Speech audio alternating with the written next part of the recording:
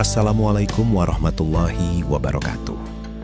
Sahabat catatan haji Indonesia, pada penyelenggaraan ibadah haji tahun 1447 Hijriah atau 2026 Masehi, pemerintah Indonesia menerapkan dua skema penting dalam layanan jemaah haji. Dua skema itu adalah murur dan tanazul. Bagi sebagian jemaah, dua istilah ini mungkin masih terdengar asing. Apa itu murur? Apa itu tanazul? Mengapa kedua skema ini diterapkan?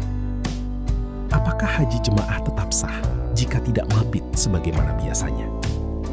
Dan apakah jemaah yang mengikuti skema ini wajib membayar dam? Mari kita bahas secara sederhana dalam catatan haji Indonesia. Setiap tahun, fase Arafah, Muzdalifah, dan Mina atau yang sering disebut Armusna selalu menjadi fase paling padat dalam penyelenggaraan ibadah haji. Di titik inilah jutaan jamaah dari seluruh dunia bergerak dalam waktu yang hampir bersamaan. Jamaah harus wukuf di Arafah, bergerak menuju Muzdalifah, lalu melanjutkan perjalanan ke Mina untuk melaksanakan lempar jumroh dan mabit. Bagi jamaah yang sehat dan kuat, proses ini tentu tetap berat. Apalagi bagi jamaah lanjut usia, penyandang disabilitas, dan jamaah yang sedang sakit. Karena itu, pemerintah Indonesia menerapkan skema murur dan tanazul sebagai langkah mitigasi untuk mengurangi kepadatan, menjaga keselamatan, dan memberikan kemudahan kepada jamaah yang memiliki keterbatasan fisik. Dengan kata lain, kebijakan ini bukan dimaksudkan untuk mengurangi nilai ibadah haji. Justru sebaliknya. Kebijakan ini dibuat agar jamaah tetap dapat menjalankan ibadah haji dengan aman, nyaman, dan tetap sah menurut ketentuan syariat. Pertama, mari kita pahami istilah murur. Secara sederhana, murur adalah skema ketika jemaah haji melintas di wilayah Muzdalifah dengan tetap berada di dalam kendaraan. Dalam skema ini, jemaah tidak turun dari bus untuk bermalam atau mabit di Muzdalifah, seperti yang lazim dilakukan oleh jemaah pada umumnya. Jadi, jemaah tetap melewati Muzdalifah, tetapi tidak bermalam di sana. Skema ini terutama diberikan kepada jemaah yang memiliki kondisi tertentu, seperti lansia, disabilitas, atau sakit. Tujuannya adalah untuk menghindari resiko kepadatan ekstrim, kelelahan berat, gangguan kesehatan, dan potensi bahaya lain yang bisa terjadi saat jutaan jemaah berkumpul di area yang sangat terbatas. Pertanyaan pentingnya adalah, apakah haji jamaah yang mengikuti skema murur tetap sah? Jawabannya, tetap sah selama jamaah telah melaksanakan wukuf di Arafah. Dalam manasik haji, wukuf di Arafah adalah inti dari ibadah haji. Mabit di Muzdalifah pada dasarnya merupakan bagian wajib dalam rangkaian haji. Namun, dalam kondisi tertentu, syariat Islam memberikan keringanan atau rukhsah bagi jamaah yang memiliki uzur. Uzur ini bisa berupa kondisi sakit, usia lanjut, keterbatasan fisik, atau situasi kepadatan yang berpotensi membahayakan keselamatan jamaah. Karena itu, jamaah yang mengikuti murur tidak perlu merasa khawatir bahwa ibadah hajinya menjadi tidak sah. Selama wukuf di Arafah telah dilaksanakan sesuai ketentuan, maka ibadah hajinya tetap sah. Pertanyaan berikutnya, apakah jamaah yang mengikuti skema murur wajib membayar dam? Dalam penjelasan yang disampaikan oleh Musyrif Dini PPIH Arab Saudi, jamaah yang mengikuti prosedur murur tidak diwajibkan membayar dam.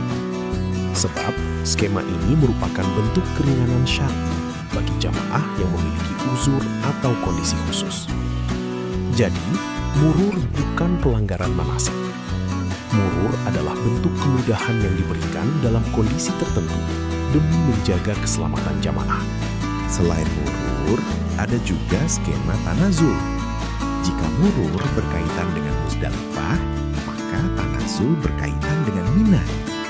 Secara bahasa, tanazul berarti melepaskan atau menyerahkan hak tempat mabitnya di Mina kepada orang lain. Dengan skema ini, jemaah yang bersangkutan tidak bermalam di Mina, tetapi kembali ke hotel di Mekah setelah melaksanakan lempar jumroh.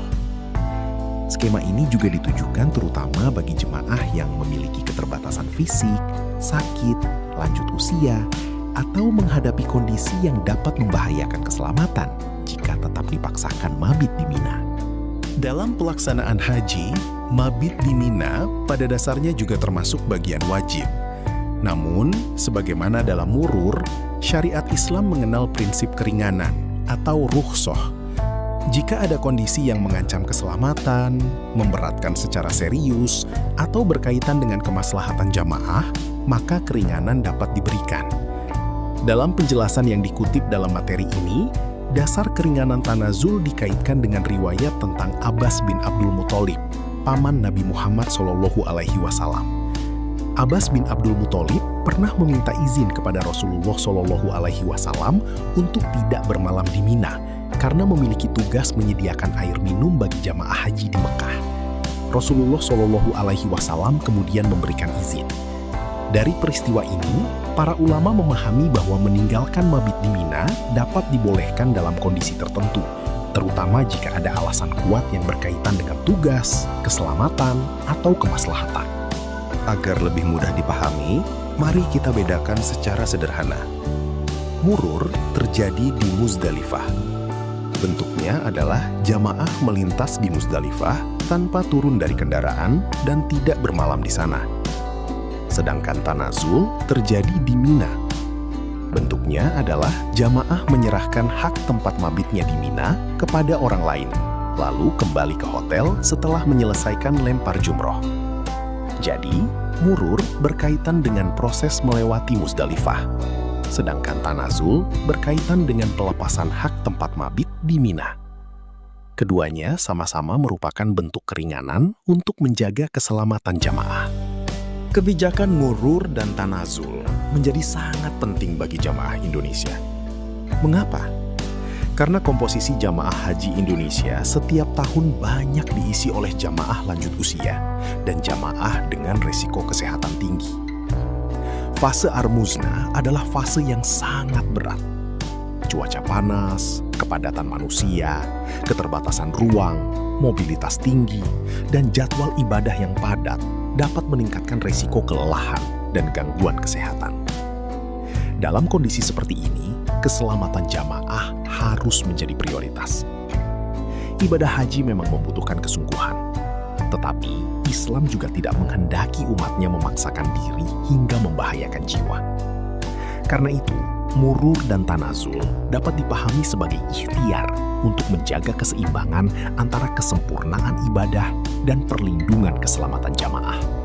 Namun, ada catatan penting. Kebijakan murur dan tanazul harus dijelaskan dengan baik kepada jemaah sejak masa manasik. Jemaah perlu memahami bahwa skema ini bukan bentuk pengurangan ibadah, bukan pula perlakuan khusus yang membuat haji menjadi kurang sempurna.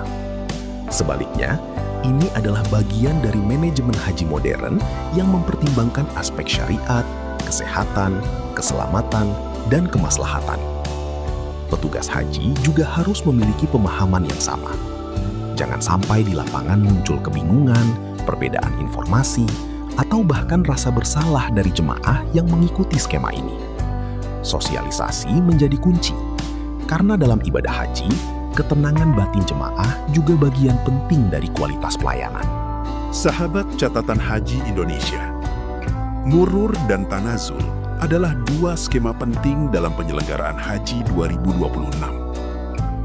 Murur diterapkan di Muzdalifah dengan cara jamaah melintas tanpa turun dan tanpa mabit.